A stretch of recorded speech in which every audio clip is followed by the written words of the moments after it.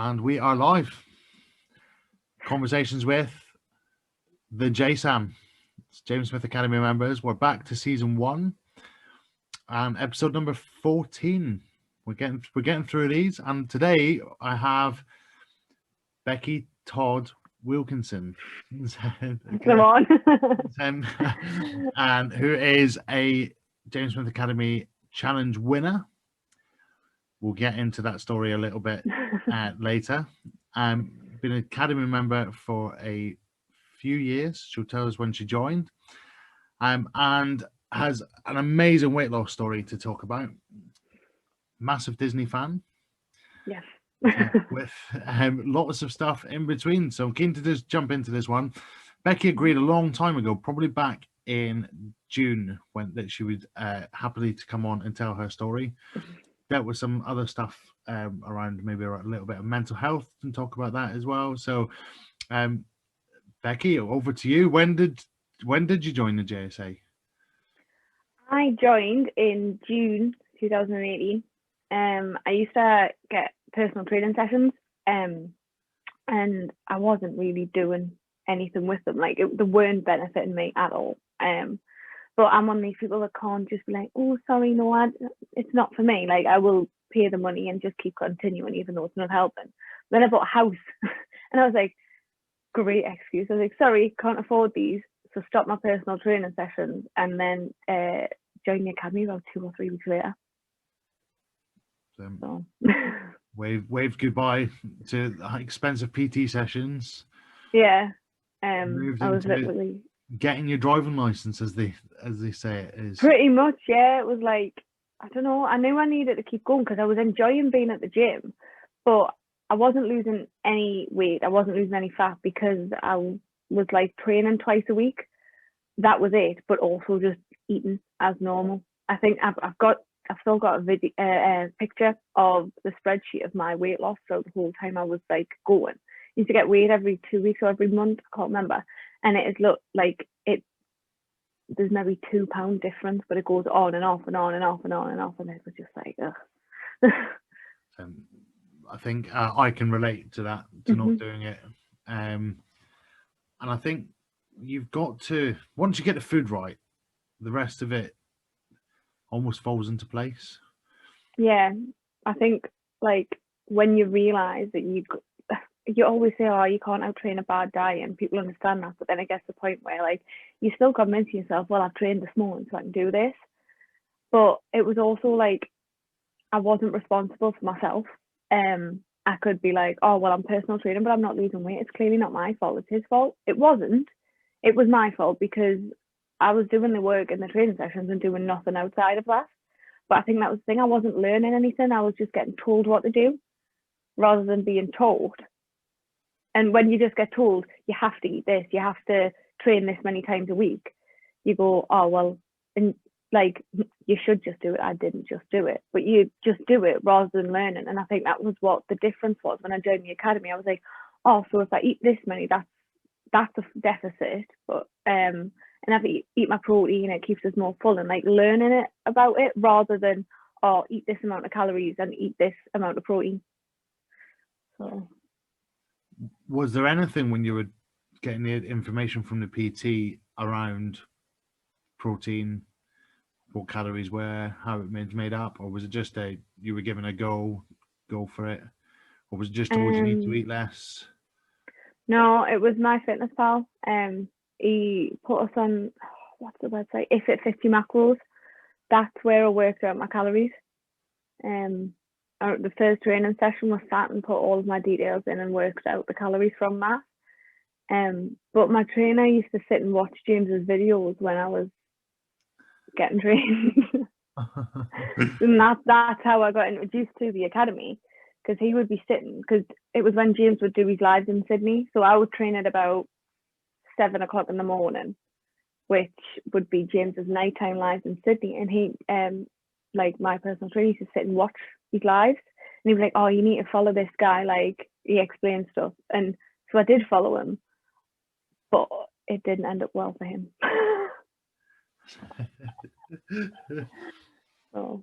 Especially if he was sitting watching them when you were meant to be having a PT session. That's Yeah. that's Oh, just like hello, I'm here.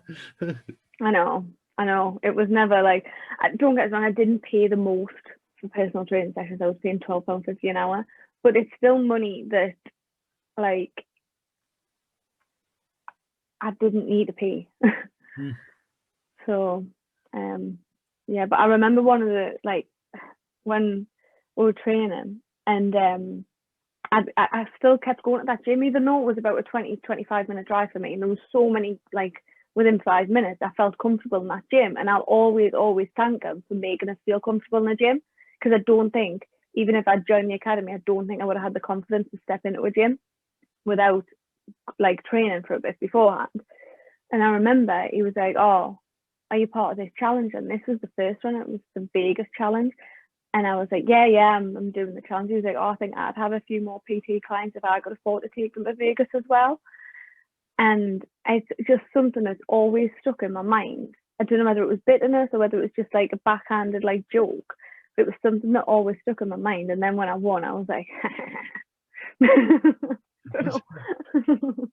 That's I guess okay, maybe that's his perception of it is, well, Mhm. maybe if you were a better personal trainer, you would have a few more clients.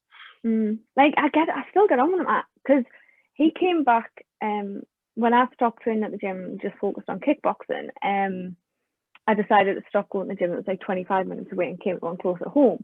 And I didn't really like the vibe in that one. So when he started training at a gym that is literally like 5 minutes up the road, 15-minute walk for us, and I texted him, I said, do you mind showing us round? Like, just so I feel a bit more comfortable rather than walking in, like, by myself and putting myself out there. He's like, yeah, I will.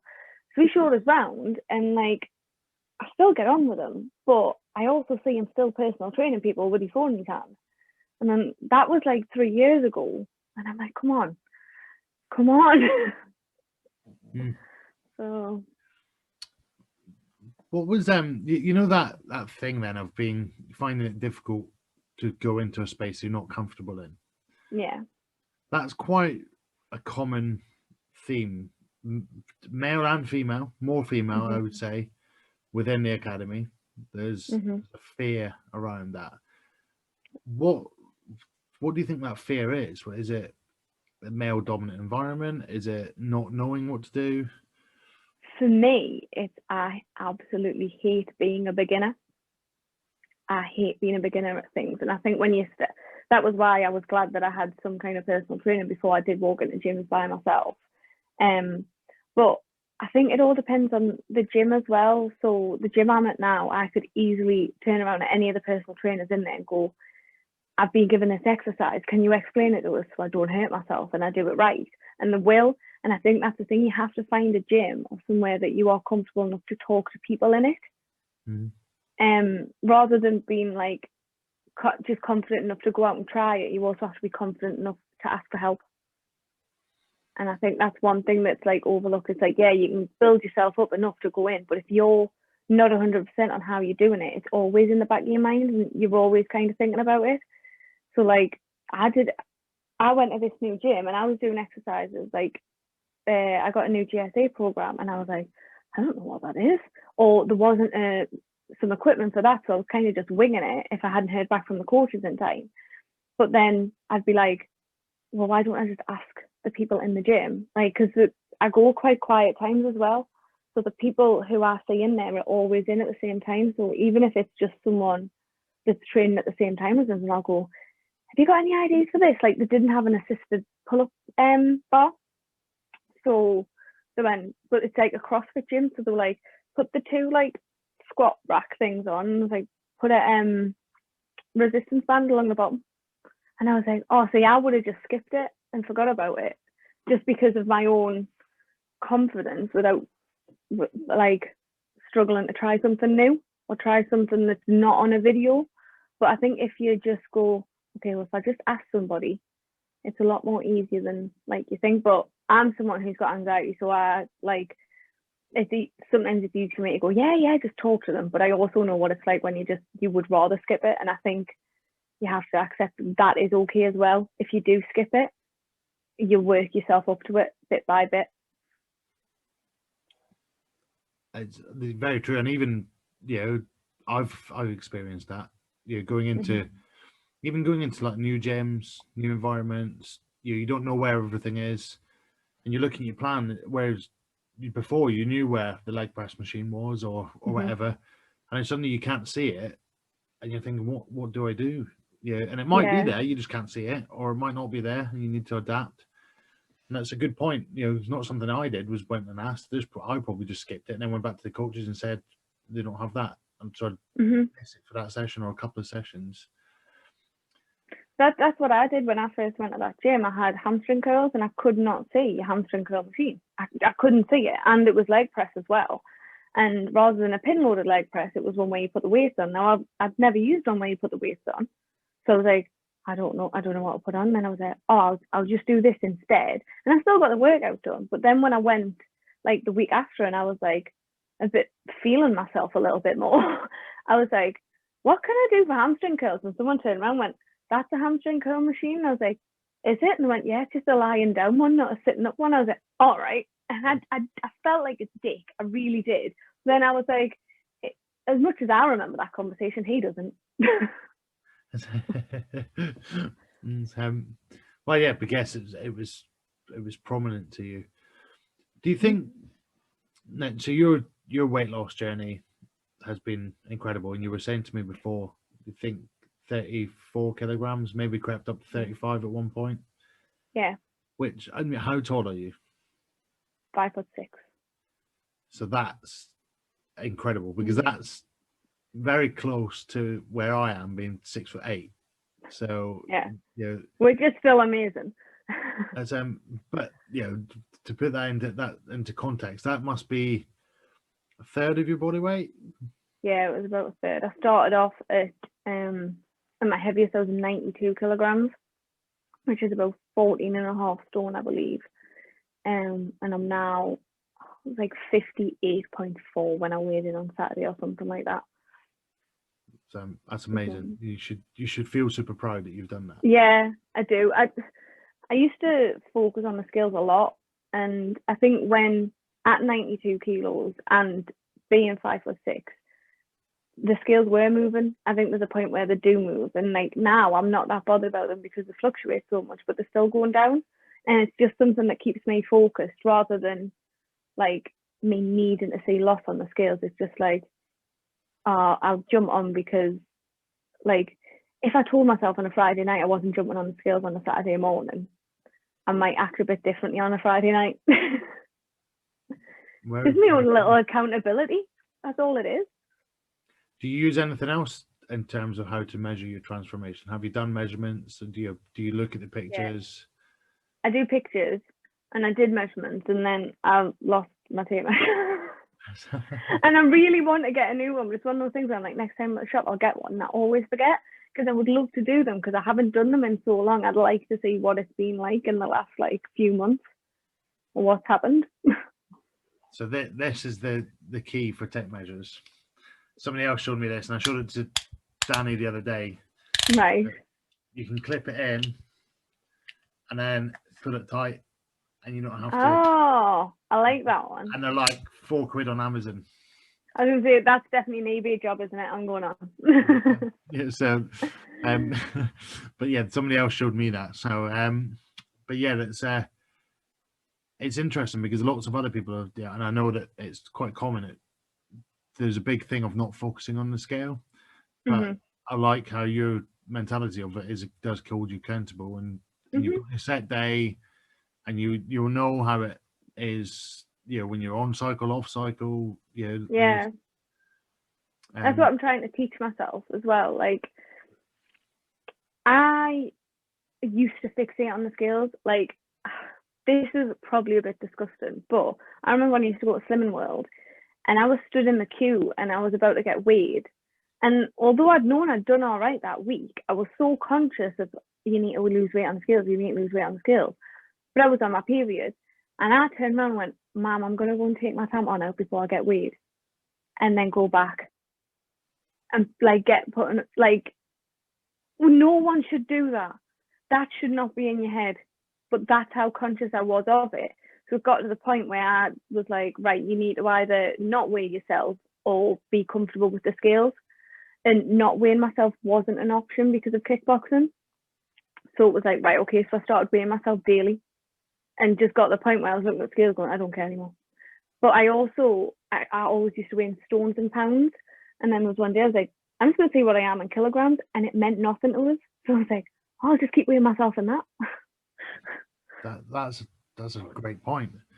And wow, what a place to be at with so fixated Yeah. on it that you're doing. So fixated on the scales that I went and removed a tampon before I jumped on the scales. It is vile to say it, but it's also like, it's the mentality you're in at that point in your life, and it's not a good one to be in, which is why I will always struggle with the idea of Slim World. I do now anyway. I think it helps certain people, but what it did for me wasn't healthy at all. When was that you were Slimming World member then? Not long after my dad died. So after my dad died is when I gained a lot of weight. Like I was, Tesco Finest cookies, like absolutely gorgeous triple chocolate Belgian ones. Well, I know them well. Oh yeah, I still have them, but I was eating like a full pack of 4 a day.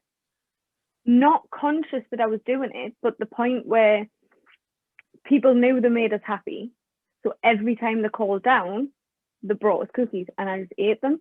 And I have really, really bad stretch marks, and I do get conscious of them, even though I'm trying to accept them. But I got so fat so quickly. Oh, sorry, I shouldn't say so fat, but in my mind I was fat. So I put on so much weight so quickly that I have stretch marks all up my belly because it went straight at my belly. And that's when I was like, right, okay, I'll start Slim World. And it was when I started to see the stretch marks that I realised how bad it was. But I must have gained about 2-3 stone in less than a month or something like that. And that's when I went to Slimming World, and I wish I never had.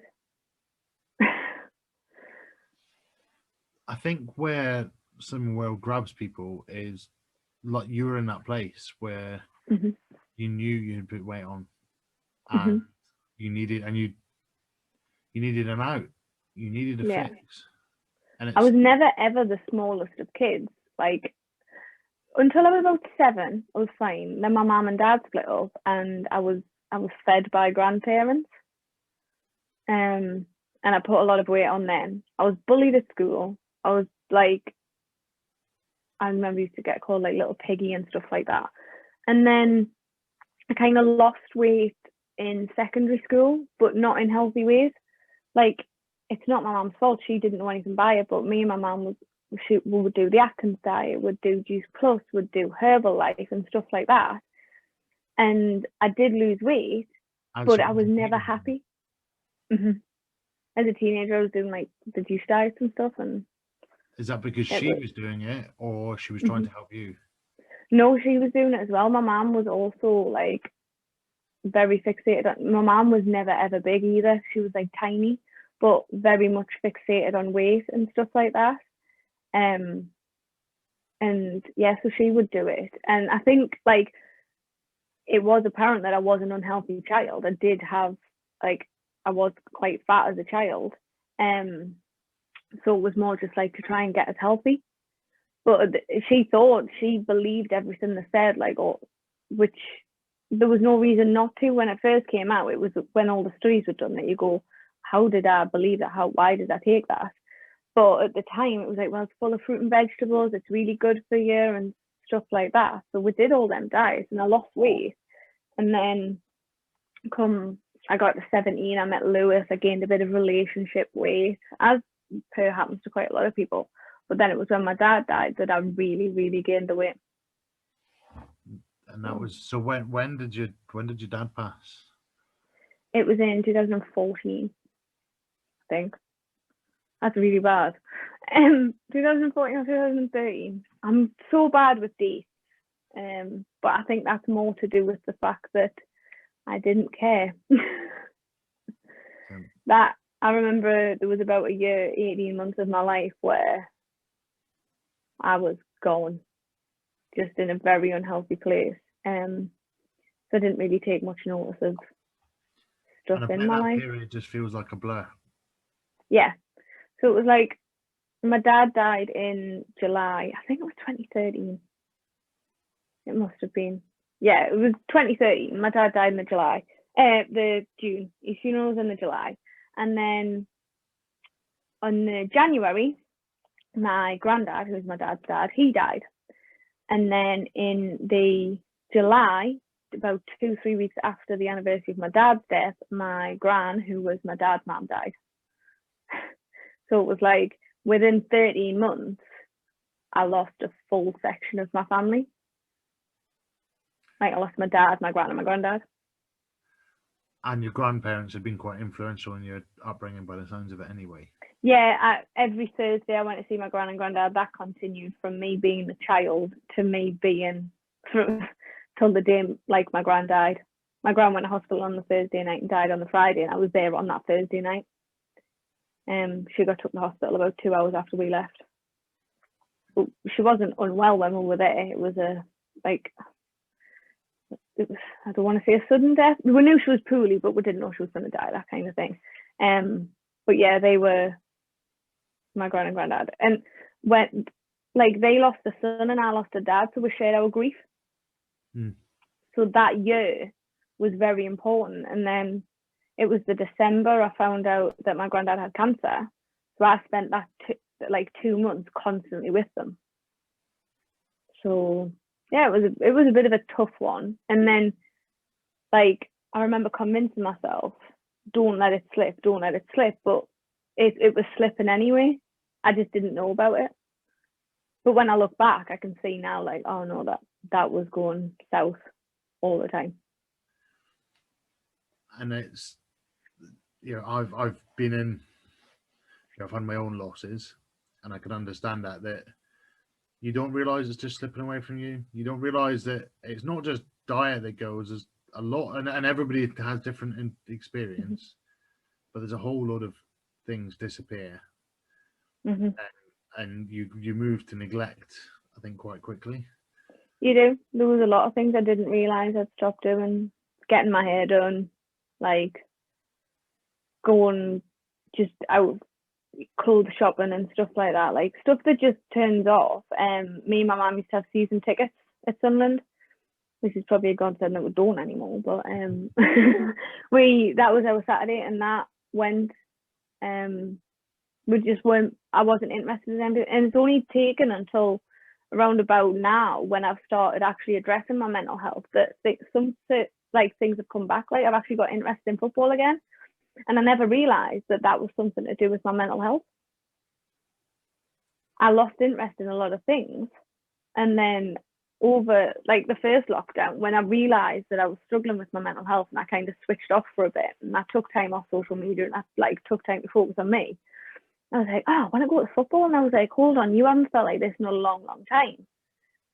And it was something I didn't realise had been there, but it was there the whole time. And that's 6 years later. Yeah, but I'd never put the two together. I just thought I'd lost interest in football, but I hadn't.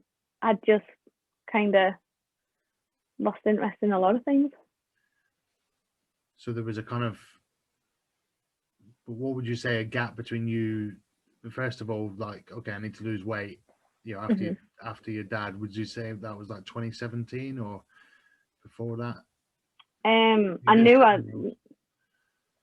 did Slimming World in the winter that my dad died, so it was a few months. It was only like 6 months later or something like that. Okay. It wasn't long. I remember the day we went. I actually only started because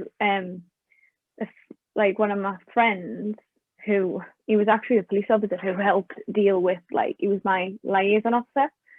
Because my dad died in a car crash, we had this liaison officer, and he said, oh, my wife Ruth, we got on so well with him. He said, she's doing a Slimming World class, do you mind going just to support her? She needs a certain amount of people there to keep the class going. So we were like, yeah, we'll sign up. We've got the free memberships and turn up. And that's when I jumped on the scales and I was like 92 kilos, and I was like, hold on. I went as support, and then realise like just how bad it had got. So it was then when I was like, right, you need to lose weight. So I started the Slimming World, and that's when me and Slimming World fell out.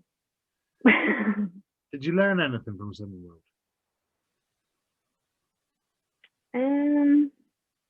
I learned how to cook.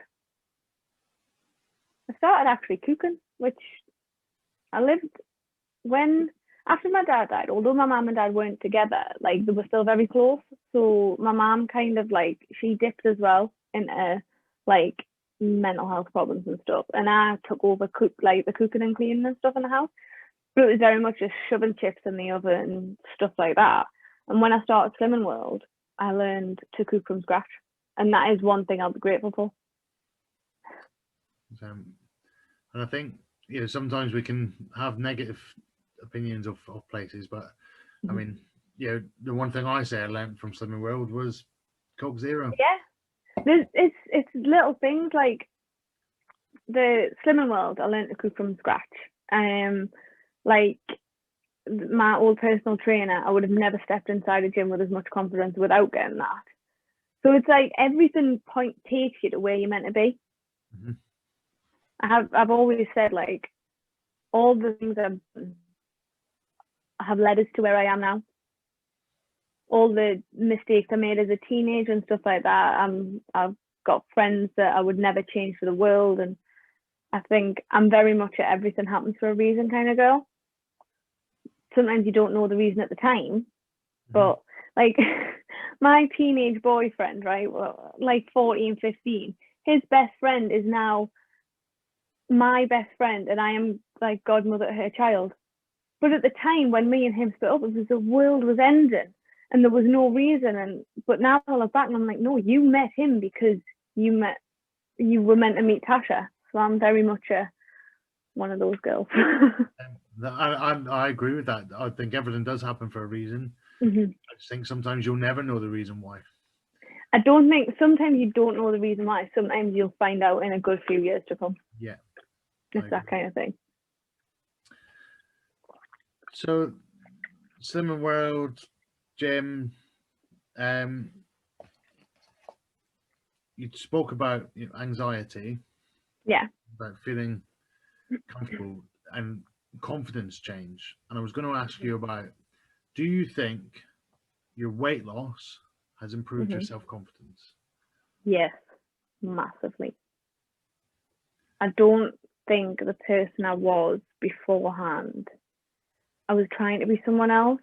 I was hiding because I felt like I wasn't confident in like physically who I was physically. I also wasn't confident in who I was mentally. So I've always looked back and realized like the girl that I was, to be fair, even up to a year ago, isn't the girl that I actually am, or the person that I actually am. Like I don't know. It's strange when I think about it. It was all just a pretend. Feels like a lot of my life I've pretended, and because I maybe wasn't as pretty and as thin and as popular and stuff, I pretended to be someone to be that person when I was never that person. And I'm a little bit weird, which is fine. Being weird is more than fine, but I pretended I wasn't just to get some more friends, just to get some popular friends, and that wasn't me at all. So now I'm just like, hi, this is me. I'm strange.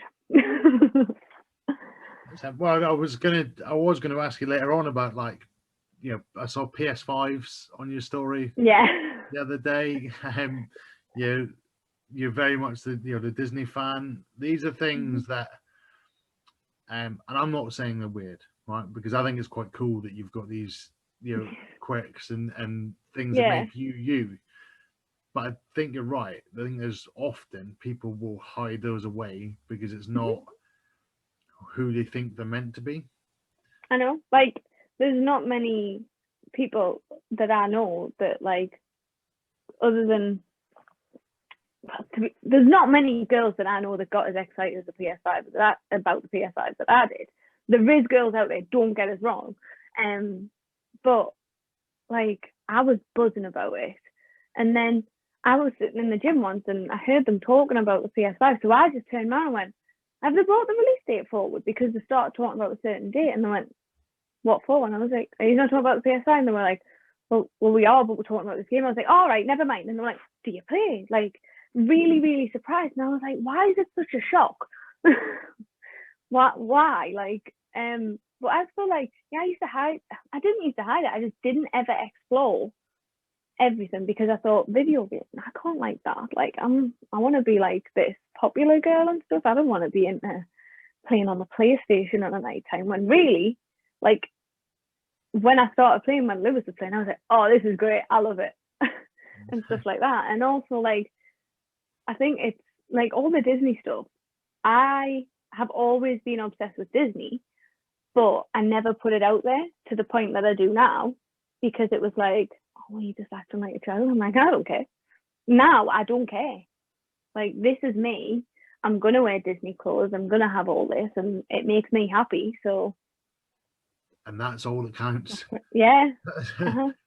I think I went from trying to please other people to trying to please myself in a very short space of time and started enjoying life a lot more. Was there anything that happened in particular that made that click? I don't know. Probably like when I started losing weight and I got more confident, I realized I needed to be who I wanted to be and not who I thought people wanted us to be. And joining the academy itself, like, that was like a new start for me. I've always had close friends and stuff, but a lot of my friends, when we split up from, like, when we left sixth form, they went to university. I went to work for my mum. I knew I didn't like school. I didn't like sixth form. University was not for me. And I lost touch with a lot of them through no one's fault, but they were on a different path to me. So I went through quite a few years of my life not having lots of friends. And especially like at the time I was like 19. And that's a time in your life where you expect to have a lot of friends. But then when I joined the academy, it was as if I got a new start and like you can actually be the person you want to be and you don't have to pretend anymore. Because these people have never known what you were like when you were a teenager trying to be cool. And they also don't know what you like now. So just put out there what you are actually like so you don't have to pretend anymore. And then you realise people just accept you. Yeah, I think that's the thing. Like, real friends are going to accept you for who you are. Yeah. Which is so cliche, but so true. It's entirely true that they, and we see ourselves and other people sometimes, and that's where often we gravitate to. Mm-hmm. But I think and we do, and I just think in the JSA there's often comments about clicks and stuff like that, and that gets to me because I joined the academy and there was about 3,000 people in there, so it was a lot easier for a lot more people to talk to each other. And like you say, you gravitate to your people. Like, that sounds really strange, but you gravitate. And I don't think it's clicks. I just think that in a group of 20,000 people, there is always going to be friendship groups that are more comfortable around each other just themselves. And I think that's okay. It is, and it's the friendship groups have formed a couple of years ago. There'll be new friendships, and it'll happen the other way. There'll be new groups that are happening right now that maybe you or I don't even know about. We were saying before we started recording, I've never met you, but I've followed your journey for a long time. And there might have been a few Instagram comments, but we're even part of the same groups. No, but you don't have to be part of the same friends groups to have respect for each other and stuff like that. Correct.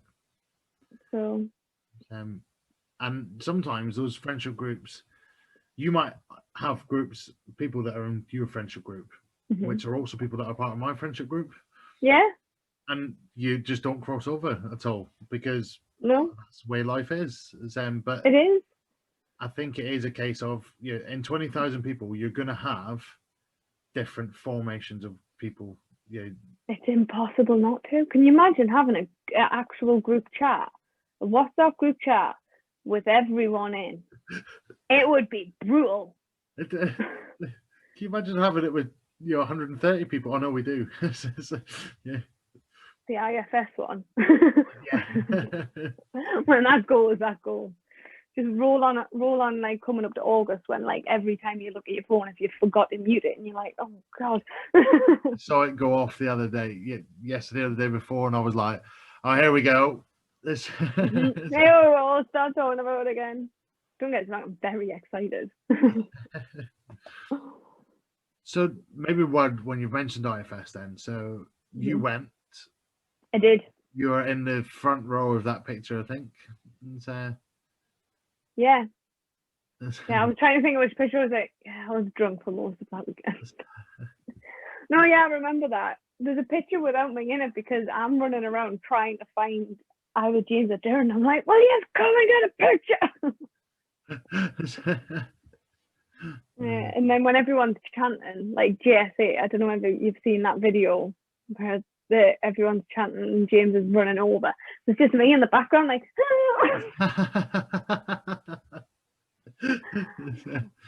So. What was IFS like then? Were you drunk for most of it? Surreal. It was very surreal. Because I think as part of the academy and stuff, we do follow the same kind of influencers on Instagram, which is because we all kind of have the same interests. And when you're literally sitting around a pool with them, it's a bit like, oh, this is cool. Like doing water aerobics with Sven, that was incredible. That looked fun. Just stuff like that, and all the boys sitting there in the budgies, and it was like you knew everyone there. There was no reason to be like conscious or anything like that. Everybody was. Computer's about to restart. Yeah, so everyone was just getting on with each other, and it was really, really good fun. And everybody's just being who they are. Exactly. Or to be different. One of my favorite photos of me from that weekend is one of the photographers got me just dancing like a dick, but I was having the time of my life. But that's why I love it. I don't necessarily love the photo when I look at it, but I'm like, I was having so much fun. and that is all it is about. Fun. Exactly. What other end of challenge have you been to? You went, I think we were chatting before about London Live. Yeah, what is it about those events that maybe are difficult for first timers? Yeah, what's it? I can understand why it's difficult because, like we say, there is friendship groups, so there's a lot of people who already know each other. But everyone went to the first meetup once. Mine was at Leeds.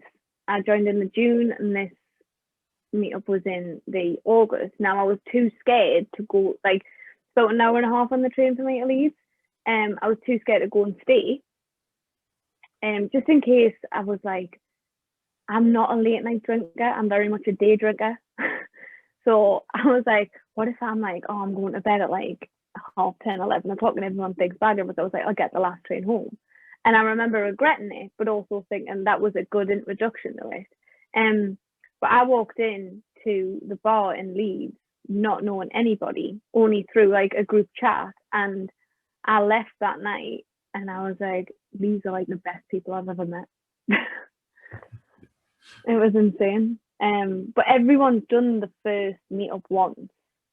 And all you have to do is tell people. Like, if you see someone that you recognize, even if you're like thinking, oh, do they know me? It doesn't matter. Go up to them and say like, hi, I know you. I've been following you. I'm a bit nervous. I'm here. And I'm telling you, people will be like, right, let's get a drink. It's time for some Craig David. Yeah, that was my introduction. Yeah. But yeah, you're right. And everybody who on the podcast has said exactly the same. You're a first timer once, but after that, you've got friends for life. Yeah, I did Leeds, and then when we were talking about Cardiff, when it was in Cardiff Bay, I got a flight to Bristol, bus from Bristol Airport to Bristol train station, and then a train from Bristol to Cardiff by myself. No one knew apart from Veggie, because I was surprising everyone. Like, if you'd have told me 3 years ago, oh, you're going to do all that to go and see some random stranger you'd met on the internet, probably wouldn't believe you. But now, the next Cardiff meetup, I'm like, yeah, I'm probably going to do that again.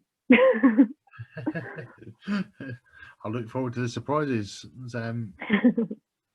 So are you going to Cardiff Book Tour then? Or are you going to... I was going to Edinburgh, and then I found out everyone's going to Cardiff, so I'm probably going to Cardiff as well. James did say that, like, I bought my Edinburgh tickets as soon as they came out, and then James did say, oh, I owe you tickets for the book tour. And I was like, let's get on for Cardiff. VIP. I'm doing London the night before Cardiff, and I've got Cardiff tickets as well. So and Cardiff. I would hate to be your hangover. Yeah, it's going to be a double hangover. Yeah, you can't stop drinking. You're going to have to just go through. Yeah, straight through. Yeah. No need for hotels. And see if I can thumb a lift on the tour bus. That's the plan. Yeah. So you guys going to Cardiff by chance? You got to Cardiff? Yeah, because that's where I'm going. I'm just wondering.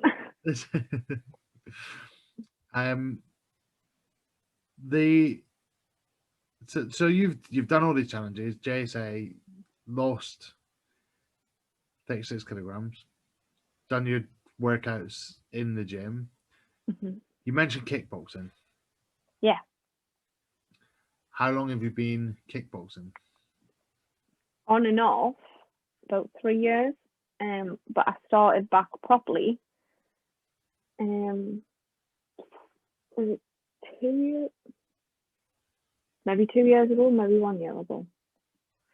I it sounds daft. I waited till I lost weight to go back. I wasn't confident. And I'll never forget, I went back to kickboxing and started talking to the same people that I spoke to when I'd gone for a little bit and stopped and gone for a little bit. And then I was talking to one of the lads, and I get on really well with them and stuff like that. And I was like, well, I used to come here years ago. And we went, no, you didn't. Like, yes, I did. I was like, I came here for months. I was like, wait, I don't know. He's like, I can't remember you. And I was like, cheers. But that was just who I was. I was very much in the background because I hated being a beginner. It took me a lot of confidence to go there, but I couldn't stick it out. I was very conscious of everything I did. And then when I got a bit more confidence when I lost weight, I was like, I'm just going to go back, and I'm still a beginner now. I feel like I'm still a beginner now because you've got, like, we train with black belts. And it's hard. I bet it is. I box, and my coach is a pro, and I cannot hit him. Can't get close to them. Can't even get near him. And he's gone. And I'm a heavyweight, 6'8". He's not. I just can't even see him. I don't even know where he is half the time until I get a fist in the face, and I'm like, where? Yeah. Oh, for God's sake. But kickboxing, I did for about 3 or 4 months, a long time ago, when I wasn't fit. Different, another level. It's a different kind of fitness. I've got to be really careful when I do kickboxing and weights at the same time, because I'm very close to burning out. Like, if I do too much, I'm close to burning out. I have to recognize that I need this rest day and I need that rest day. Because when your body's trying to train for two completely different aspects, like with kickboxing, I'm trying to train for speed and cardio and stuff like that. And then when I'm at the gym, I'm getting stronger, and it's burned us out before. So I'm very, very conscious of doing it again. But it's all about learning. Like, I've been fine. Once after addressing it, I was like, actually, no, you can do it. You just need to eat a bit more food. Yeah, and if what more reason to go and do it? I know. So favorite foods then? Chocolate. Snacks. Any snacks. All about the snacks. I really am. I So people always say to me, like, I don't eat breakfast, and say, oh, you should eat breakfast. And I'm like, no, because on a morning, I'm not really hungry. I have a coffee and I'm like, I'm fine, that'll do us for a bit. But on a night time, I could eat like an endless amount of chocolate and be like, yeah, I could still eat more. So I use them breakfast calories for chocolate on a night, because that's what stops us binging. That's what stops us go, like the restrict and binge mentality. Having a bar of chocolate every night means that I don't want 7 bars of chocolate on a Saturday. And or have you something like been that. in that place previously then? Were you Yeah, that that's what I used to do when I was getting personal training. Now it would get to a point on a weekend when I'd restricted myself to about 1,300 calories during the week, and then I'd buy like a bag of peanut M&Ms, a bag of Maltesers, Aero buttons, and eat them all over a full weekend, whilst also getting a takeaway. And that kind of like stuff. And to be fair, there's times where I'm like, I want a bag of chocolate, and I will make sure it fits in my calories to have a bag of chocolate. But it's more when I learned about the art of compromise, that's when a lot of stuff started changing for us. That's when the real changes started to happen, rather than like just restricting it completely. When I learned about compromising for stuff, that was when it was like, oh, you can do this and not be miserable. I think is there any other learnings then that you've taken, or do you think you've learned since being part of the JSA? I think one of the biggest things is learning what works for you, and that it's your journey. It is no one else's journey. You can take tips and tricks from everybody else, but it'll get to a point, if you try and copy someone else, that it's not going to work, because it might not work for you. If you start copying someone else and it works fine and you're happy with it, then well done. That is like, keep going. But for me, I started out trying to copy certain people's journeys, but that was what worked for them. It wasn't what worked for me. Like, I went through so many phases of, do I save up calories for a weekend, or do I claw back calories for a weekend, or do I not have extra calories on a weekend, or do I? And it's all trial and error. It is all about learning for yourself what works for you, rather than being told what should work. So someone turn around and telling you, what'll work is, if I turn around to someone, if you don't eat breakfast and you just have snacks in the night time, that'll work absolutely perfectly fine. However, I could say that to someone who wakes up so hungry in the morning that if they don't eat, they feel unwell and then they can't train or something like that. It doesn't work like that. I can give people tips and advice, and I can tell people about low calorie snacks, and I can give recipes, but at the end of the day, it's then down to them how they use them and how they use them for their own journey, and not to replicate like someone else's. I think that's so true. It is your own journey, Mm-hmm. And you've got to find how it works for you, and that takes time, doesn't it? Did it? It does. When do you think you felt that this has clicked then? The challenge that I won. Right, which was, how many challenges in was that? Or did you do just challenges? What was it been like? Have you been one challenge on, one challenge off? I did Vegas.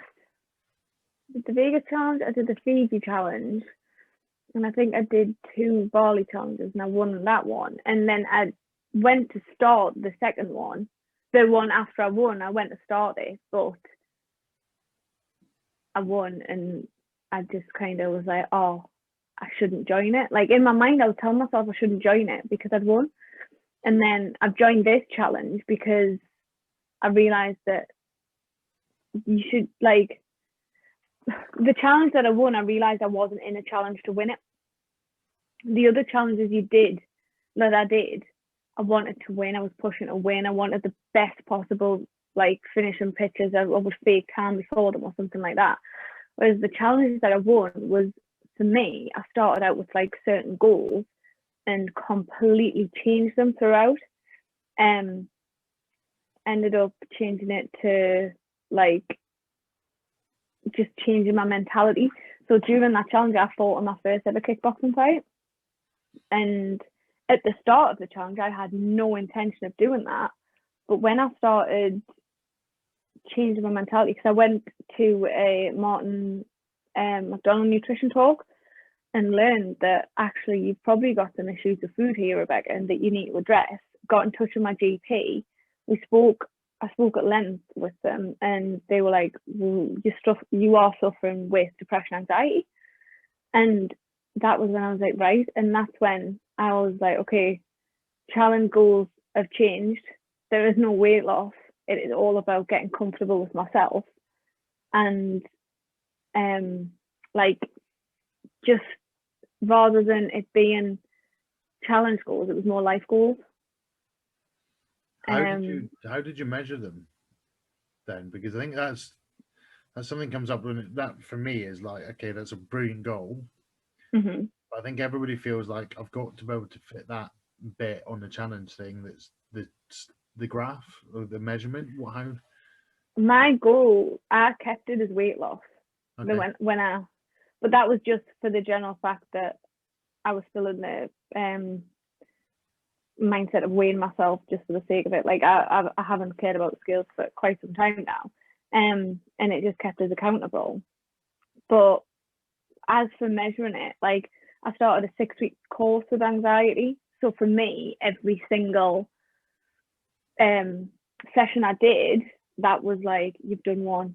Like in my mind, I could check something off. Yeah. And stuff like that. But it was just about learning and learning why I was doing it, why I was in the relationship I was with food. And yeah, that's what, and then I built up the confidence. At the start of that challenge, I had no intention whatsoever of fighting my first kickboxing fight. And then 2 weeks before, no, it wasn't. It was about a month before the competition. I was like, "Do you think I can do it?" Like to my coach, and he was like, "Yeah, just do it." And I went, and I got absolutely sprayed. I got punched all over. Right? I got punched so hard my contact lens fell out. Right? But I actually stood in that. I say ring. It was a mat. I stood there, and I still fought back. Like it was as if in that challenge, my brain just went, "You are better than what you think you are." Like, I don't know. It's really hard to articulate for us, but something changed in that challenge. And that was the biggest moment for me. And for the fact that James actually recognised that was strange for me, because I didn't realise that anyone else could tell. Do you think other people saw that then? Yeah, James, when he announced that I'd won, I messaged him and he said, "I can't believe like what you've done through this challenge. Like,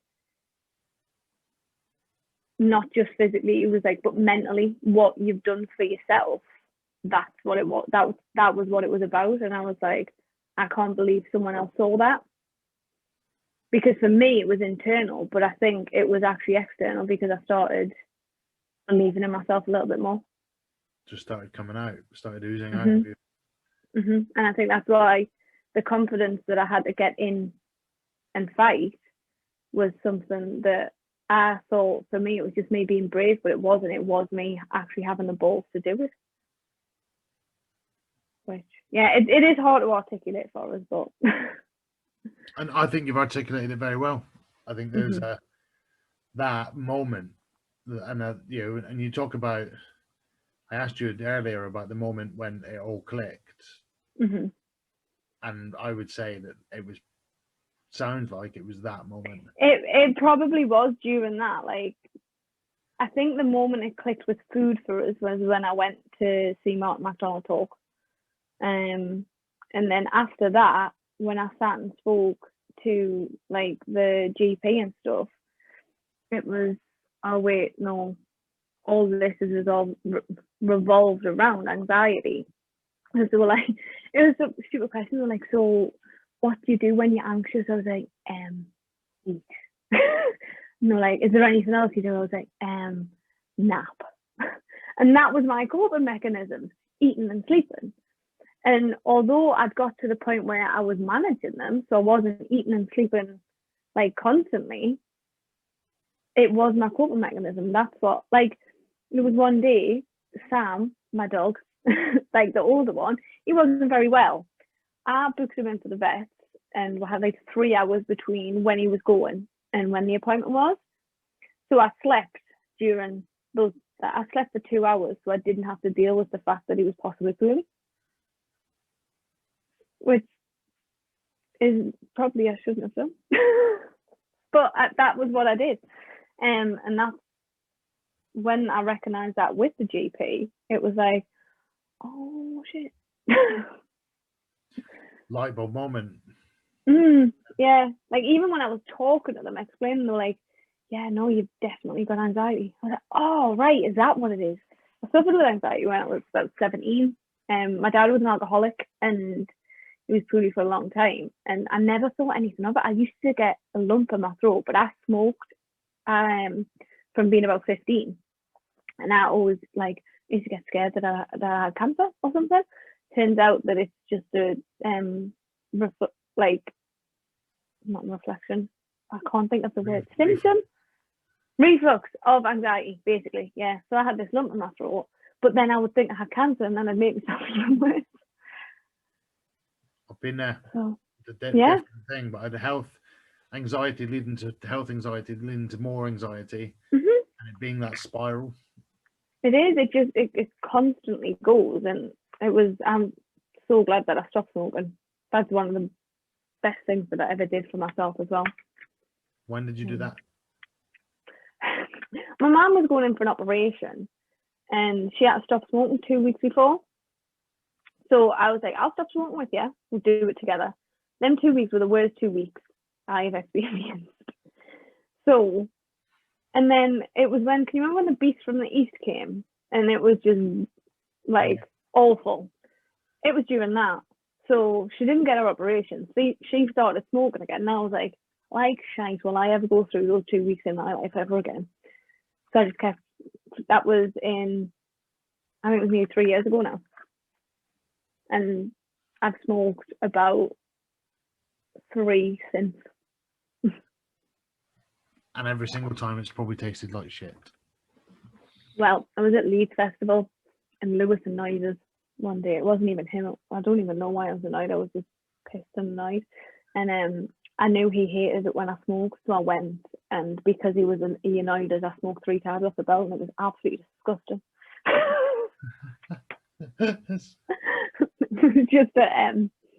just a vicious, like, yeah, I'm smoking. And I was like,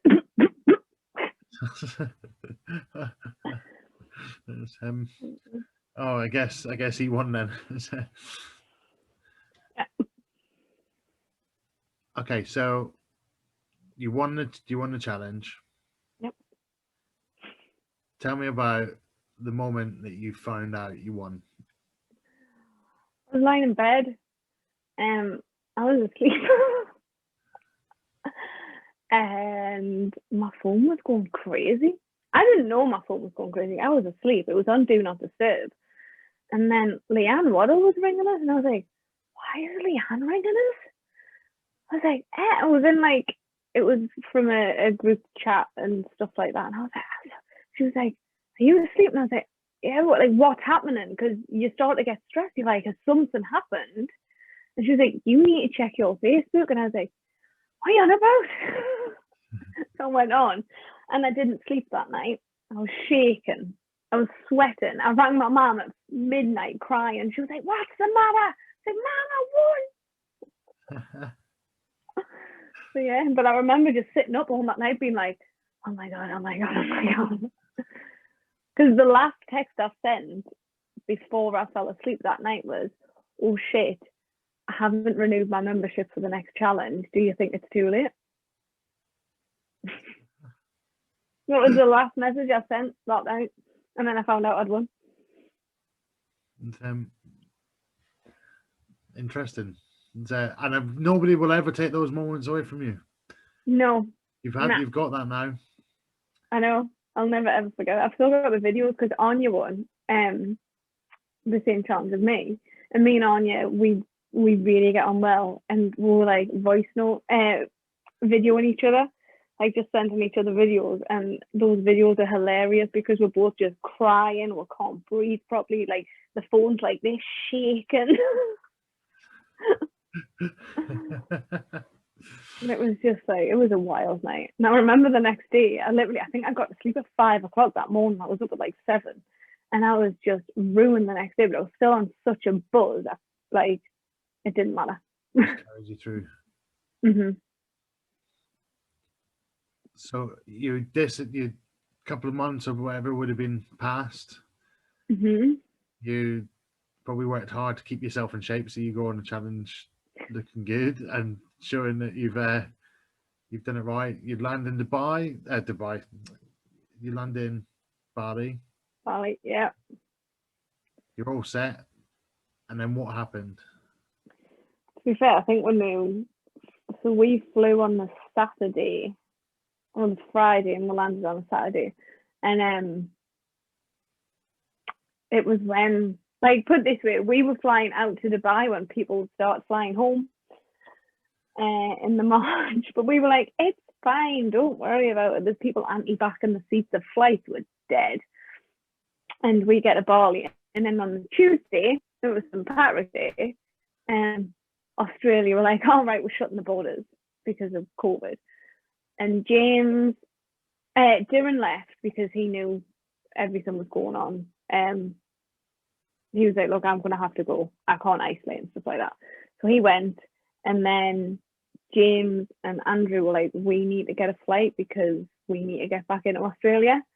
So it was like, right, okay. So it kind of went from like going at 100 miles per hour when we first got there to it was just us. It was us in the villa. And then James said, look, I can't tell you what to do, but I really want you to stay safe. So will you be careful where you go? So, we were kind of just stuck in the villa. And the worst places to be stuck, trust us. We went to Sunday's Beach Club.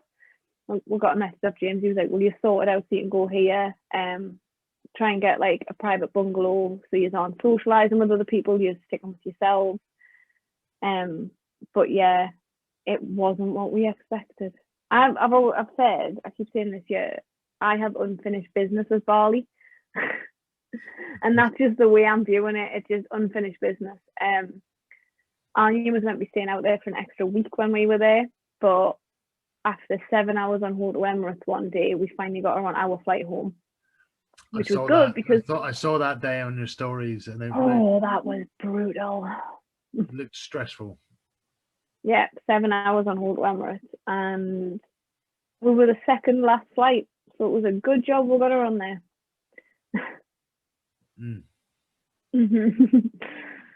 So God knows what to have thought if that's. Well, this is the thing. We got out on our flight. It was absolutely packed from Dubai to Newcastle. There was not one seat spare on this flight. And we got on the flight, and 5 people missed it. 5 people missed the final flight from Dubai to Newcastle. However, they were sat next to me and Lewis, so me and Lewis got a full row to ourselves. Everyone else was like this, and me and Lewis like spreading our legs across the seat. Every cloud, eh? I know. I was like, well, you might have missed your flight, but I got to spread my legs out during this one. But yeah, and then we came home, and we had to isolate for 2 weeks. But this was when the rules were quite unclear, so we were like, they kind of told us to isolate at the airport, but I don't think they quite knew what they were doing either. We got back on the Sunday, and then national lockdown started on the Monday. Lewis went back to work a week later. Lewis had been poorly during, as soon as we got off the plane in Dubai, when we were going out there, Lewis wasn't very well, but we're like, it's just because you've been on a plane and stuff like that. He wasn't well throughout the whole of Bali, but he said he thought it was dehydration because it's so humid out there. We got home, isolated for a week, and his work called him and said, you need to come back. And he was like, I thought I needed to isolate for 2 weeks. I'm like, no, it's just a week now. You need to come back. So he wore a mask the full week. Then he got tested a week later, and he tested positive for COVID. So I was at the checkout in Tesco, because I just isolated for 2 weeks. I was at the checkout and he rang us and he was like, I've tested positive, and I was like, oh my god. So I had to go home and isolate for another week. So 3 weeks constant of isolation. And you've had to isolate since as well, haven't you? Yeah, so we went to Spain and the new rules were introduced, so we isolated 2 weeks then. And then Lewis got a text, track and trace text. The dreaded track and trace text. So like, yay. And then we both felt poorly. We were both actually ill for a couple of days. Both went for a test, negative. Well, because he's had it, he wasn't worried, but he was like, I've heard people can get it twice now. But because we were unwell, we got the test, but we still had to isolate. 7 weeks of this year I've spent in isolation. That's a long time. When it was meant to be the best year of your life. I know. I should have been, so it should have been Bali, and then I was meant to go to California and Disneyland Paris, and everything just went. That's why I'm saying, like, I have unfinished business with Bali. Like, it just happened. It was very unfortunate that we were there. We still got to experience it. We still got the holiday. We still got the heat, but we didn't get to see Bali. 22 hours is a long way to fly in a villa. So I've always said, like, I will go back because the 3 days I had there were phenomenal. It just wasn't long enough. 22 hours. That's 22 hours for 3 days worth of freedom. I didn't think it was a bit nuts. Yeah, very. But again, nobody can take it away from you. No, it's just what this year has done to people, hasn't it? I find myself very fortunate that we still actually got to go. Because if we were going a week later, then we'd still be in limbo. And I always feel like we joked at the time and said we're the forgotten challenge. just because of what happened, it got completely like overshadowed. But then I was talking to Veggie and she was like, we call ourselves the forgotten challenge as well, because they got announced as we got back and COVID was just kicking off then, and it's like just one of those things, isn't it? Yeah, they are the forgotten challenge. The forgotten challenge, that's what, yeah. Well, I'm sure, hopefully, I know that, having spoken to James, he's still like, I owe those guys. He's like, I just owe them. It feels like he owes them. So, I'm sure he'll give it to you back. But you won something else since. I did. I won week 3. It was insane. I couldn't believe it. So I joined this challenge because during the first lockdown, I went hell for leather, calorie deficit and training and steps and stuff like that, and burnt myself out, made myself poorly, and was just not in a good place with myself. I was getting really negative comments as well that I'd lost too much weight, but it was more, I was doing a lot of cardio, so rather than building muscle, I was just losing weight. And gaunt was one word used to describe us. She needs a good meal was another one, and it just really, really got to us. And when I spent the whole of August just going, I can't do this anymore. And I left social media. I gained 8 kilos, which is a lot to gain in a month. But it was also like I'd lost 7. So it was as if I just put them straight back on. Like my body wasn't ready to lose them. And then when I heard this other lockdown was coming, like the second one, and the new challenge was coming, I was like, right, join this, but it's strength goals only. Like no weight goals, no loss goals. It was all about like performance. So I joined the challenge for performance, to keep us focused on that rather than focusing on like weight loss and stuff like that. And yeah, I won week 3. And I was like, what's going on? Well, maybe just to touch on that bit about the social media thing, because when Yeah. I saw it, I was upset for you. You'd see that Yeah. you disappeared. You know, anybody feeling that they can't have this place which is meant for them because of other people's comments is not okay. And the impact, hearing now that you put on 8 kilograms afterwards, I know, okay, you can say my body wasn't ready for it, but that had an impact, and it meant that you had to, for you to take a break from social media. I suspect was a big decision. It was. I love watching, like, you've got to think, a lot of our, like, my friends are in the academy. I don't get to see them a lot. Most of what I see them is the Instagram stories, Instagram posts, what people post on Facebook. So for me to go, actually, I need to step away from everything was a big deal for me. But it just got too much. Like, I was enjoying losing weight during the first lockdown. I felt like trim. I was looking at myself and I was going, you are looking really lean. And then I started doing like long walks on Sundays, and I was just trying, it was just something to do. It was something to aim for. And I decided to walk and I baked some blondies and I dropped them off at my grandma's house. And as soon as she opened the door, she was like, you look gaunt, you need to eat a meal. And that was like, all right. So I'm getting told on social media that I look like shit.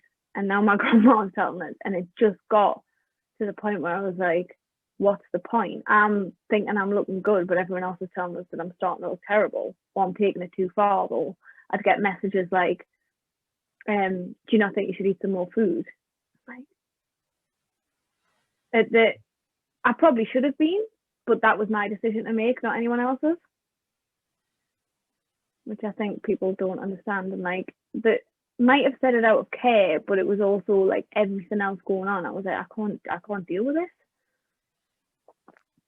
So if you think it's something that maybe you needed to hear, and that maybe other people were feeling they needed to say it, how do you think you should broach that subject with somebody? So if you were giving advice to somebody else, how do you think you should? Just ask them how they're feeling. Because at that point in time, I was feeling fine and I was okay. It was when I kept going, I kind of became so focused on people making negative comments that it fueled us to keep going, which wasn't the way I probably should have took it. But because of the way it was said to us, I didn't want to take any notice. So I think it would be more like, how are you doing? Because it took me a good few weeks after that to realise how run down I was and how burnt out I really was. I don't know how to approach it, how there would be a good way to approach it. I really don't. If you are worried about someone, just tell them you're worried about them rather than making remarks. Go, oh, like, I've noticed you've lost some more weight. Like, are you doing okay? You're not burning yourself out, are you? Like, just being conscious about someone. But it's not also some people with a social media comment or no, letting your reaction be the first thing that person experiences. Yeah, like, and then so my grandma was sitting with my uncle at the time, and my uncle came down and he was like, "You need a bar of Cadbury's."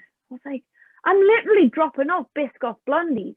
I am eating these food." Like, people thought I was starving myself. I wasn't. I was eating enough food. I wasn't eating enough food. Like, I'm eating much more calories now, but at the time I was just eating my normal deficit calories. It was just because I was so focused on steps and cardio and stuff because I couldn't do anything else. I think you've just got to remember to be kind to people. Rather, if, like, even, the reactions on Instagram, there's certain ones where, like, the shock, like, if I would put something on, people were shocked when I was putting on that I was eating food. And I didn't get that. And they're like, how are you eating this? And like, you've lost so much weight. And I'm like, do people generally think I think I probably got in my own head then. I do think I got in my own head then and overthought every single message. But when there is, out of 10 messages, 1 or 2 that are negative, you start to think about all 10 of them. Yeah. And what the real meaning is, even if there is a different meaning. You're ad-libbing your own words in between it and making links. Definitely. Definitely. But I think this year especially, people are dealing with things in their own way. And I don't think judging people or how they're dealing with stuff is the right way to go about anything this year. No, definitely there's no need for judgment anyway. No, not at all. But this year, everyone's doing things a little bit differently. Mm-hmm. Like running was keeping me focused.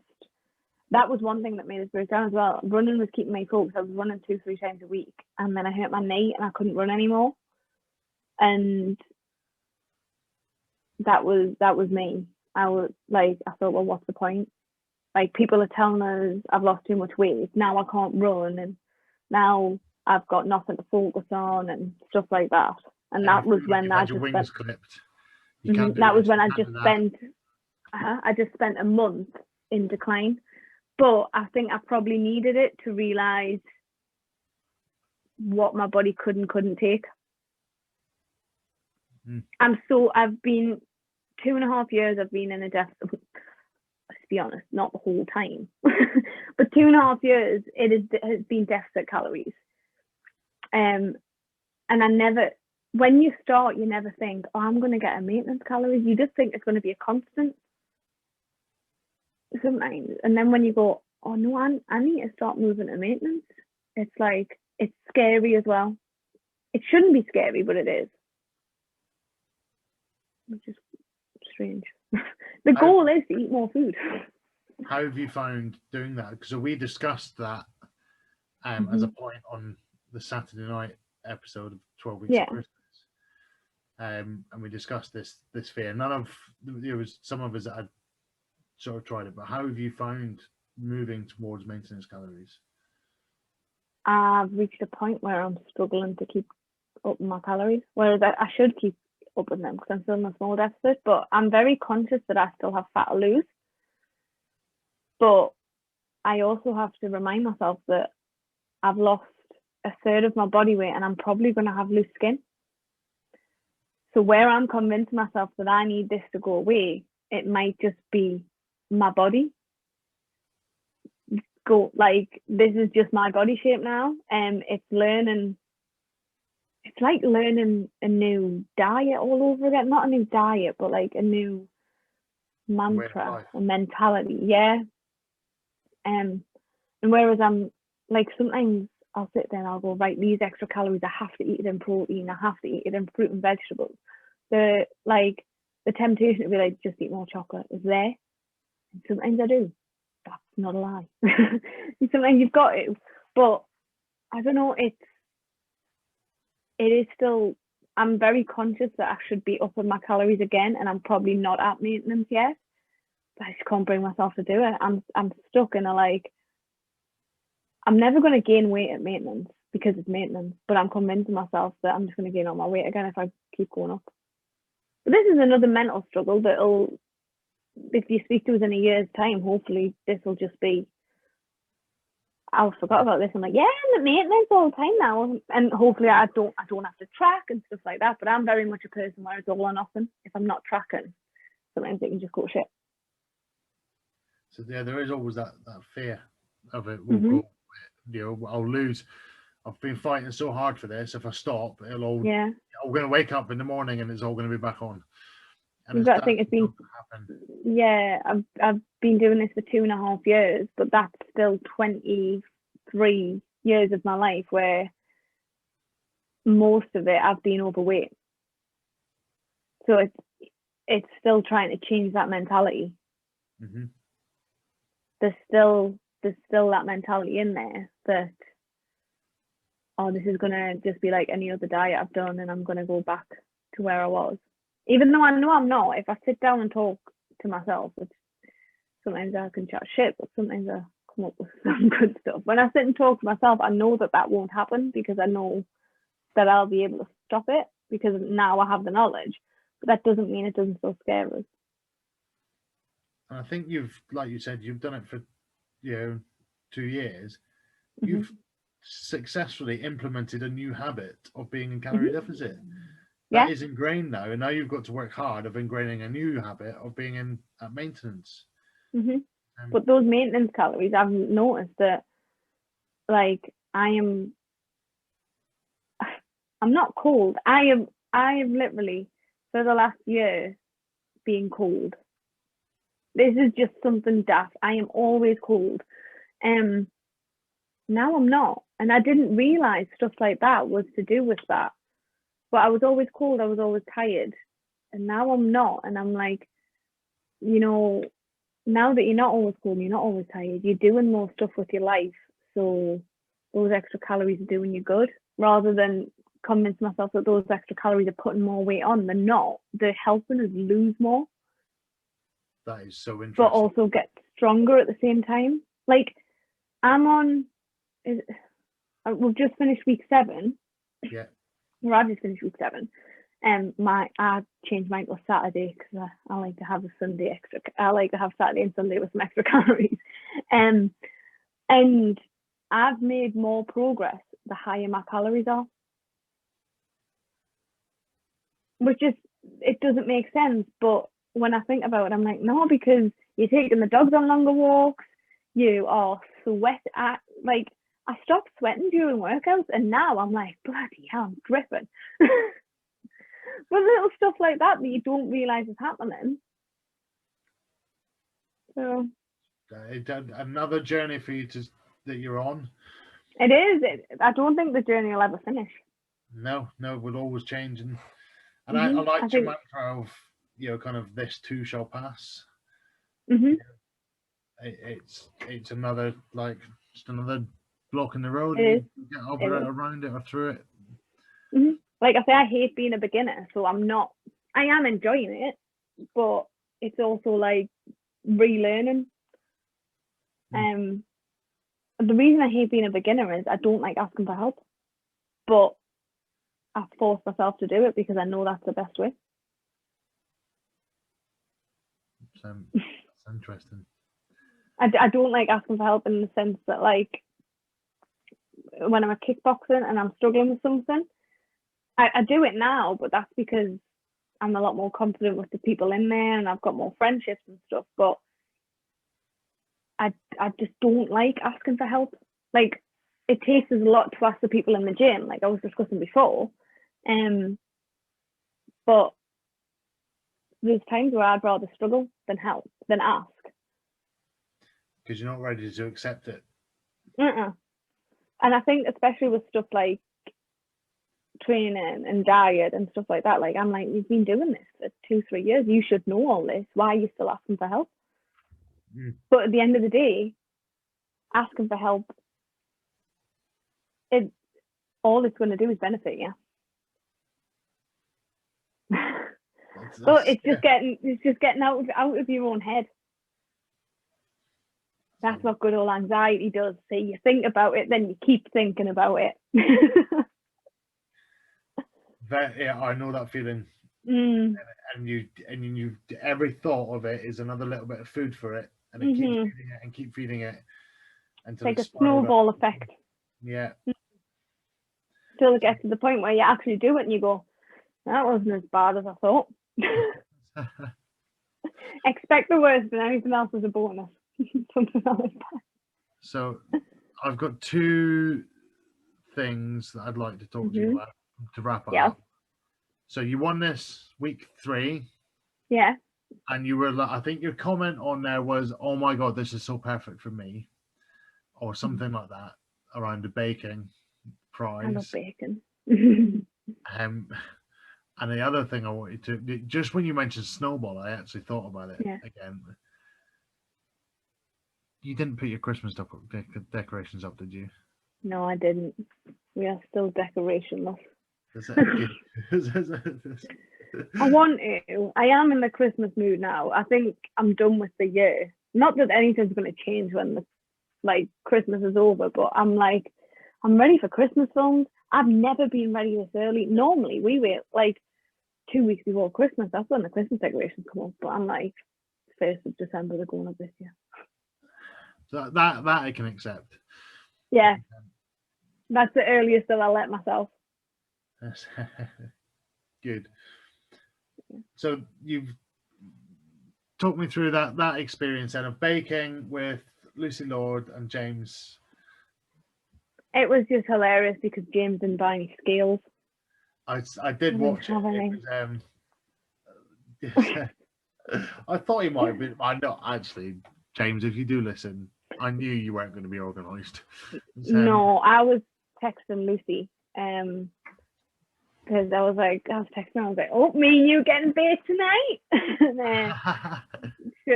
someone messaging me. She was like, "If I'd known it was you, I'd have made something a little bit more difficult." But James will have join in. And then he was like, "He's just told us he's got no butter," and it was 9 o'clock at night over his time. And she was like, "Oh, God. I've told him he needs to have it at room temperature." So the fact that he had butter, we were like, "Yeah, he's got the butter," and I was like, "He's got no scales." Well, it was so much fun. So I met Lucy in Bali when we were there. So it was really, really nice to kind of catch up with her because she is honestly the nicest human being I have ever met in my life. That's validation for her tagline then, I guess. That's what everybody says about her. Just so nice. We I honestly just a gem of a human. You know how we'll go, "Oh, humans don't deserve dogs." We don't deserve Lucy Lord. We don't.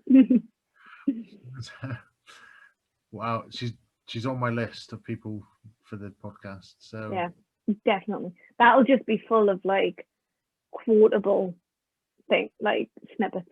That whole thing will just be a life coaching thing.